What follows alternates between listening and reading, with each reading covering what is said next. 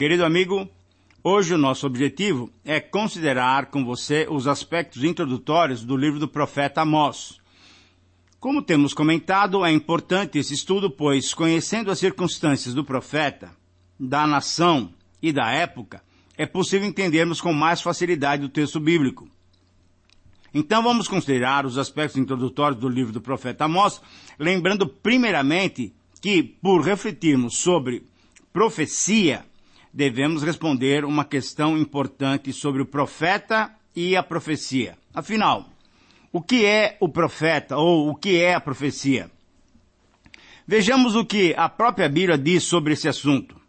O profeta foi chamado muitas vezes de vidente, conforme 1 Samuel 9:9. Vidente significa aquele que vê. Mas vê o quê? Vê a profecia do Senhor. O profeta foi um homem que falou inspirado por Deus. Falar no nome ou no lugar de Deus é algo muito sério. Veja, por exemplo, Êxodo 7:1.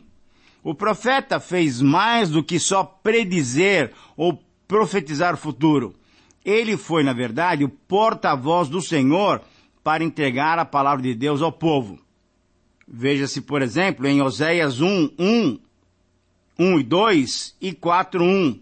São palavras bem claras que mostram que ele foi destinado a proclamar, a ser um porta-voz do Senhor. Os profetas foram inspirados direta ou indiretamente por Deus para falar a palavra dele. 2 Pedro 1:21 descreve exatamente essa situação. Os profetas não foram perfeitos em tudo na sua vida, não. Só na palavra inspirada por Deus, sim. Aí eles foram pessoas isentas de erros. Mas os profetas eram homens como nós somos, com algumas falhas também. Profetas e sacerdotes tinham ministérios diferentes. Os sacerdotes ensinaram a lei já revelada por Deus. Os profetas traziam essa palavra diretamente do trono de Deus. Os profetas receberam mensagens extraordinárias do Senhor e as comunicavam ao povo.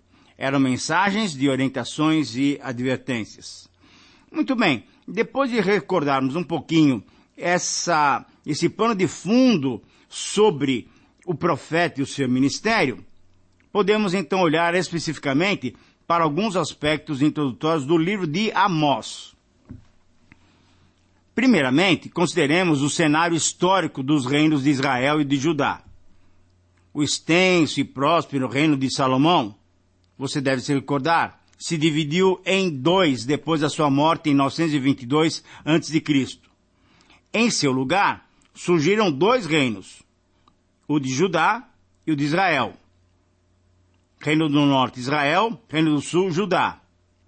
E mesmo em 200 anos depois da morte de Salomão, os dois reinos tinham alcançado certo nível de prosperidade, e o Reino do Norte, conhecido por Israel, então era o mais próspero dos dois. Entretanto, o Reino do Norte estava sendo como que carcomido por dentro por uma doença extremamente maligna.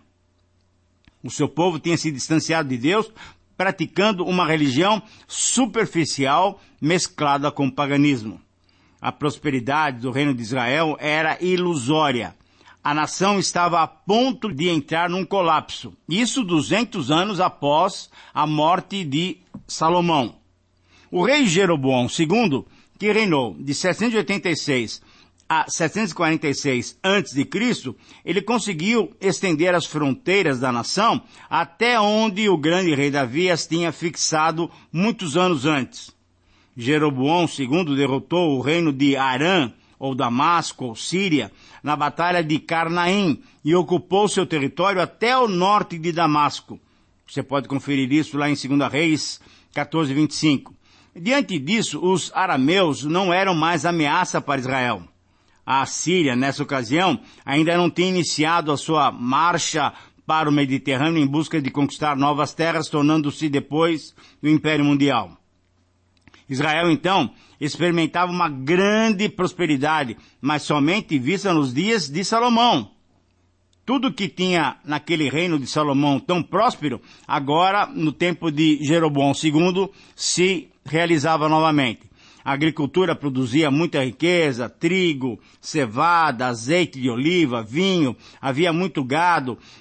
Os artigos que se produzia no país incluíam sapatos finos, móveis com adorno de marfim, cerâmica, telas finas, grande série de utensílios dos mais requintados. Na capital Samaria, por exemplo, a classe alta construía suas casas luxuosas imitando o palácio real, com adornos também de marfim e de madeira nobre. No sul, no Reino do Sul, o rei Uzias, conhecido também como Azarias, ele governava uma nação igualmente próspera e tranquila. Em 760 a.C., tanto o Reino do Norte como o Reino do Sul viviam numa geração inteira que não tinha experimentado a dureza das guerras ou das invasões. Embora tudo estivesse bem nessas duas nações do povo de Deus, embora houvesse prosperidade econômica, a principal característica da monarquia daqueles dias era o quê? Era a injustiça social e uma grande diferença entre ricos e pobres. Mas vamos adiante, vendo detalhes desse livro de Amós. O que significa o nome de Amós? Esse nome significa carregador de um peso, ou duro de carregar, ou ainda sustentado. Era, na verdade, o nome de Amós uma forma abreviada de Amazias, conforme um rei de Judá, 2 Crônicas 17:16. Por quê? Porque ele tinha que carregar os pesos da palavra de Deus contra Israel.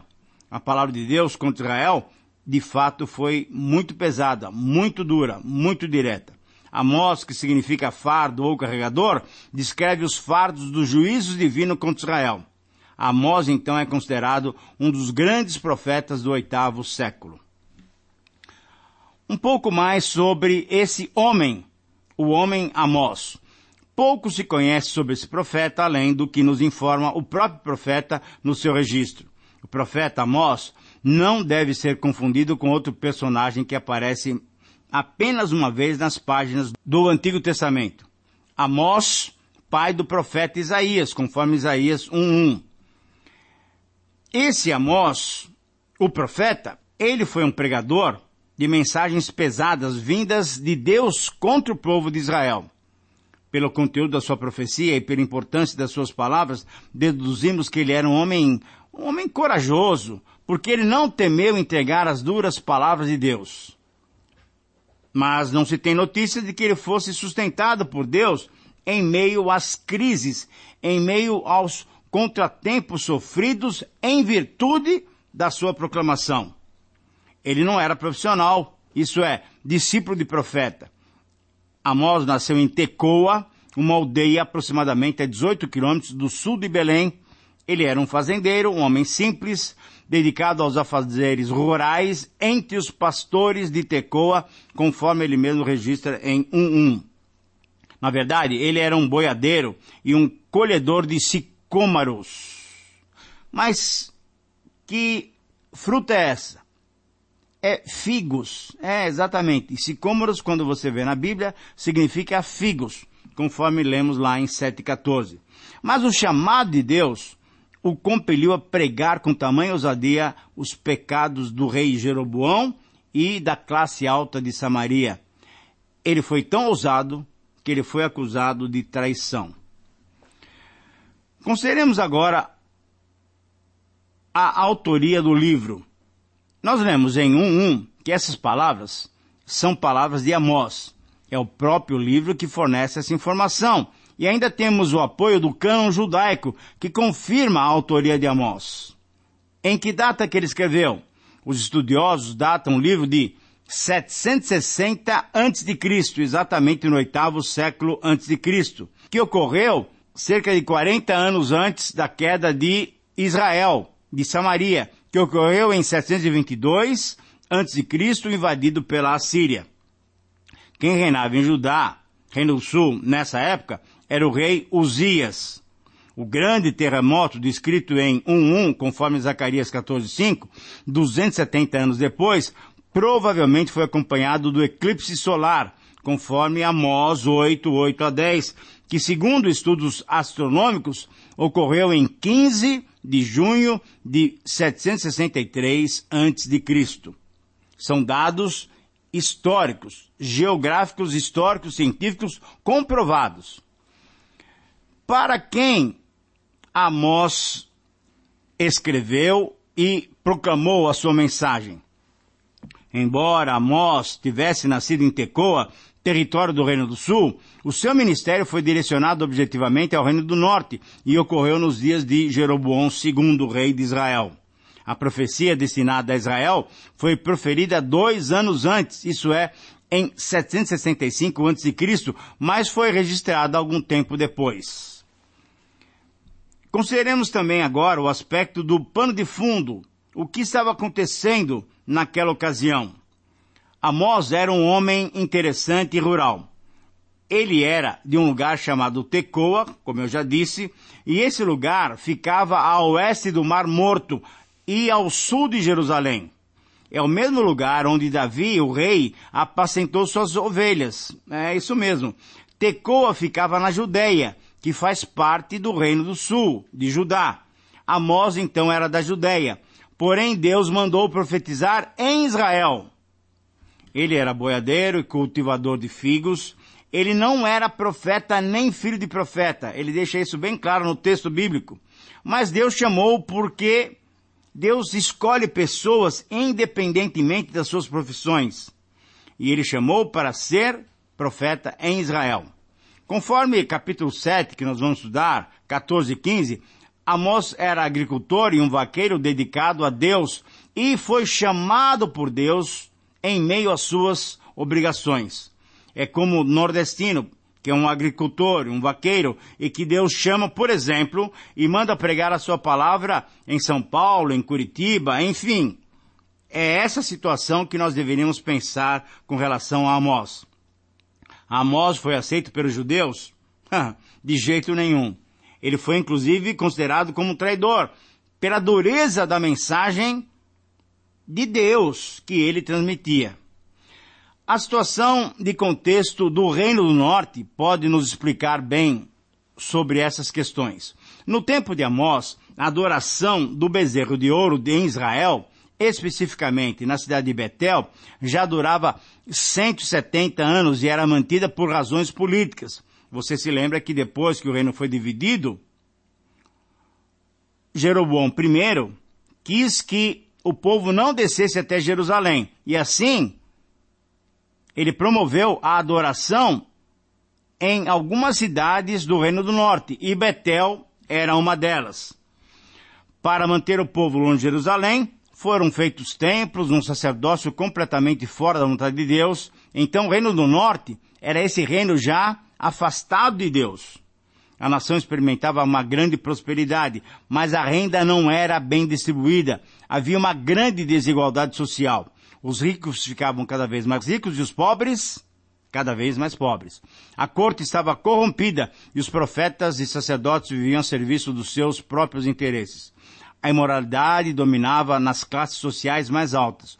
Os comerciantes exploravam os mais pobres, os cidadãos em geral. Mas os comerciantes favoreciam quem? Os ricos. A justiça era corrupta e parcial, favorecendo sempre os ricos. Então, Amós responsabilizou o rei, o sumo sacerdote, profetizando a destruição das suas casas pela espada. No aspecto espiritual, então, a nação estava em completa decadência. Muito bem, eu já me referi 2 vezes aos profetas do 8º século. Que tempo foi esse? Que ênfase é essa nos profetas do 8º século? Vamos conhecer um pouquinho esse detalhe. O 8º século antes de Cristo foi uma das épocas mais interessantes da história do mundo, não só do povo de Deus. Em muitos lugares havia uma inquietude, uma esperança de melhores dias. Porém, ao mesmo tempo, havia uma grande incerteza quanto ao futuro. Era a calma antes da tempestade. Era um tempo entre os tempos e as pessoas de todas as partes do mundo estavam como que atentas, esperando alguma coisa nova. Para alguns, era uma visão de Deus e para outros era a realização dos seus próprios sonhos. Nessa época, por exemplo, Homero, lá na Grécia, começou a escrever em Atenas. Os arquitetos gregos ensaiavam as técnicas que mais tarde dariam ao mundo o Partenon e outros edifícios assim maravilhosos. Na Índia, por exemplo, o hinduísmo floresceu, porém, na China, o povo chamou esse hinduísmo de confucionismo. Na pequena nação de Israel, surgiram então 4 homens que tiveram a função de mudar o curso da história do povo de Deus. E, na verdade, mudaram o curso da história mundial, pelas suas palavras vindas diretamente do trono de Deus. Sabe quem foram esses homens? Os profetas Amós, exatamente que nós estamos estudando agora, Oséias, que nós já estudamos, Isaías, que também já estudamos, e Miqueias, que ainda estudaremos. Todos esses homens foram profetas do Senhor e a sua mensagem, a mensagem desses homens, abalou não só o povo de Deus, como também as nações circunvizinhas. O que nós vamos encontrar nesse livro, no livro de Amós? Rapidamente, alguns temas. 8 fardos. As nações estão sujeitas a Deus e Deus dá umas palavras assim, muito duras contra, por exemplo, Damasco, Gaza, Tiro, Edom, Amon, Moabe. Também fala contra Judá e também fala contra Israel. Amós tem 3 sermões, nos capítulos 3 a 6, e depois Amós também mostra 5 visões, nos capítulos 7 até 9. Nós temos realmente um conteúdo especial no livro de Amós. O propósito dele foi uma palavra dirigida contra a gravidade do pecado, destacando a exploração do pobre. Amós mostra também o caminho para a restauração. Qual seria esse caminho? O arrependimento. O tema do livro, o conteúdo dessa profecia que soou como uma trombeta, era avisar os governantes principais de Israel do iminente juízo de Deus contra a nação. Por quê? Porque tinham pecado. Aconteceria em virtude das injustiças sociais praticadas pela nobreza contra os pobres. Enquanto Oséias foi o pregador do amor divino, Amós foi o pregador da justiça divina. Amós tem grande semelhança com Levítico 25, 35 a 39. Se você ler essa passagem, você vai ver a proposta de Deus para se atender bem àqueles que são necessitados. E Amós tem essa profecia. Chegando quase ao final do nosso programa, o livro de Amós é o livro de profecia mais antigo do Antigo Testamento. Por isso, alguns estudiosos chamam Amós de o pai da profecia escrita. Outra possibilidade é que aqueles israelitas que conseguiram fugir de Samaria antes da sua queda, diante da Assíria, conseguiram reunir as profecias de Amós e então nós temos esse conteúdo rico para podermos estudar. O objetivo da composição do livro foi registrar suas mensagens como testemunho da verdade de que o Reino do Norte, isso é Israel, tinha caído devido à sua imoralidade e sua desobediência ao Deus verdadeiro. Através de 5 visões, Deus revelou a Amós que o seu juízo era iminente. Ele respondeu à oração de Amós por misericórdia contra os gafanhotos e o fogo, mas mostrou que um prumo, representando o reto padrão divino, estava colocado sobre o seu povo. Deus não tolera o pecado de injustiça social. Antes ele pune os malfeitores cruéis, os malfeitores contumazes. O dia do Senhor virá com certeza. A justiça social exigida era baseada na revelação da lei de Deus. A obediência à ordem divina é fundamental. Muito bem, que lições temos para os nossos dias? Necessitamos viver honestamente em retidão de vida, em qualquer aspecto do nosso viver. Deus é Deus de justiça e Ele exige esse comportamento de nós. Para Deus, o mais importante não é uma religião de aparência interior. Deus está interessado em uma atitude interior. O meu convite a você, então, é que você me acompanhe durante 15 programas para que possamos compreender e estudar profundamente essa tremenda profecia, essa palavra de Deus através do seu servo Amós. Que Deus te abençoe, um grande abraço e até o próximo programa.